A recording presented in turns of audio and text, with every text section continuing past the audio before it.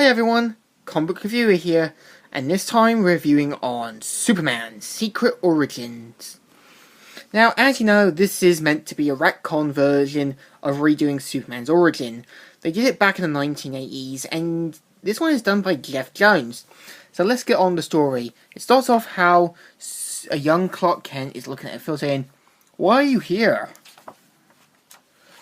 And they ask him, like, "Are you here to play football or what?" So Clark tries to get it. As soon as he's got it, Pete Ross tries to tackle him, but ends up with his arm getting broken. And Clark has no idea what just happened. So afterwards, he's taken to hospital, and Clark's father shows up, and he looks a bit disappointed, saying, "You told me you were going to the library to study after school." "I'm sorry, Pa. I guess the reason why he thought he was going to the library might have been that he didn't want to play sports in case of his powers." And you can tell Clark regrets lying to him. Now, I can understand that as well. So meanwhile at school, Pete Ross is getting his hand signed, arm signed, and everyone is congratulating Pete, and that it doesn't blame Clark Kent. So, meanwhile, he meets Lana Lane, and they talk for a bit. Afterwards, his powers start activating, where he sees skeletons and other things, and he runs quickly away. So, Lana tries to talk, and Clark says that he remembers the time where one of the farmers was about to run her over, and Clark rescued it in time. Now, when you think about it, shouldn't the farmer have technically went to see if any children were in the fields? Yeah, that's really going to be bad on your conscience. And young Clark Kent's like, "I'm stronger than steel, cool!" What on earth? After Clark gets kissed, his X-ray vision activates, that causes water and sprinklers and stuff. And after this, they're like, this wasn't an electrical fire. Someone did this. Someone is responsible.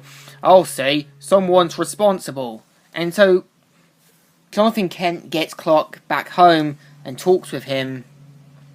And they decide to tell Clark the truth and explain about all his powers and abilities and show him the rocket ship. And so they activate it, which shows Jor-El and Lara. And he's like, "Hello, Kal-El. I am Jor-El. I am your father. This is Lara. This is your mother." And so Clark takes this really personally, finding out these people on the computer are his actual parents. And so he gets angry and uses the X-ray vision to try and destroy it. And this scene, which comes really powerful, is where, "I know this is scary. Why did you have to show me that? Why?" "I didn't expect that. I only wanted to show you the ship. I thought you deserved to know. I thought it might have helped you understand. I don't want to be someone else. I don't want to be different. I want to be Clark Kent. I want to be your son, Clark. You are my son." Now, I actually respect Jonathan Kent. It shows that no matter where Clark came from, he's always going to be his son. But meanwhile, on a abandoned area, we see a man saying, "You get back here, I'm not finished with you." And we see her father saying, "Leave him alone, Dad. You have to come out sometime." And it turns out it's a young Lex Luthor. Now, if you ever read the old Superman comics or watched the TV show Superboy, Lex Luthor was raised by an abusive family and pretty much wants to build his own empire, and it sees that there is this green rock called kryptonite. So Clark now has to wear glasses that will obviously keep the X-ray visions in check. And Clark's mum goes in and sees all the stuff and everything else and finds it all amazing.